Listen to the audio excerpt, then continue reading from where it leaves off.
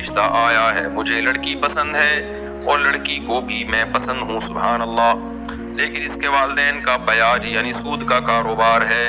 وہ لوگ بیاج کا کاروبار نہیں چھوڑنا چاہتے، تو کیا رشتہ کرنا مناسب ہوگا؟ رہنمائی فرمائیں۔ بھائی رہنمائی تو میں فرما دوں، لیکن جائز تو ہے، لڑکی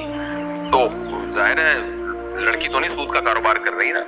لیکن مسئلہ یہ ہے کہ جب آپ لڑکی سے شادی کریں گے تو سسرال تو آنا جانا ہوگا آپ کا، تو اگر انہوں نے حرام ہی سے یعنی سود لے کے سودی قرضے لوگوں کو دیتے ہیں اور جو سود آتا ہے اسی سے گھر چل رہا ہے ان کا، تو ان کی تو ٹوٹل کمائی حرام ہے، تو آپ ان کے گھر جا کے کھانا بھی جائز نہیں ہوگا،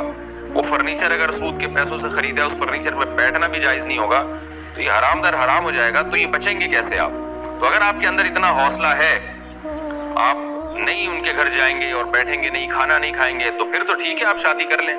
اور اگر آپ کے اندر یہ حوصلہ نہیں ہے، آپ حرام میں پڑنے کا آپ کو اندیشہ ہے، پھر آپ شادی نہ کریں۔ آپ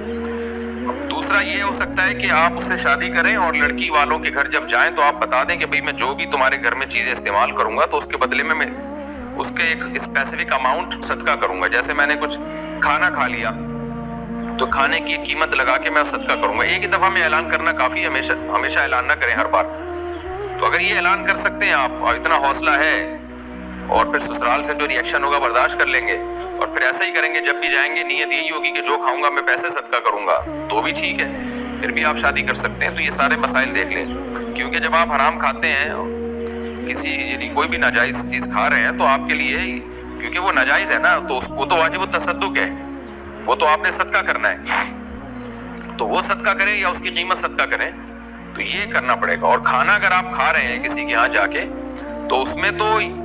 صدقہ اصل میں اس نے کرنا ہے جس کا کھانا ہے، جس نے کھانا بنایا ہے، جو کھانے کا مالک ہے، تو آپ کو یہ بھی کہنا پڑے گا بھئی میں تمہاری طرف سے اس کھانے کے پیسے صدقہ کروں گا، وہ اگر اجازت دے دے تو ٹھیک ہے، تو بڑے مسائل ہو جائیں گے آپ کے لیے بعد میں، تو اس لیے لڑکی سے نکاح تو جائز ہے، لیکن پھر لڑکی کو بتا دے بھائی میں پھر تمہارے گھر آنا جانا نہیں ہوگا، خالی فون پہ ہیلو ہائے ہو جائے گا ابا سے اماں سے، یا میں ان کو گھر میں دعوت پہ بلا لیا کروں گا، ان کی دعوت پہ نہیں جاؤں گا، اور جب جاؤں گا تو پھر پیسے صدقہ کرنے پڑیں گے مجھے، یہ ٹینشنیں اٹھا سکتے ہیں تو ٹھیک ہے، کیونکہ حرام کا ایک لقمہ بھی کسی کے لیے حلال نہیں ہے، خوب سمجھ لو، جس نے حرام کمایا اس کے لیے بھی حلال نہیں ہے، اور جو اس حرام سے کھائے گا اس کے ساتھ اس کے لیے بھی حلال نہیں ہے۔ الحرام یتعدی من ذمۃ الی ذمہ،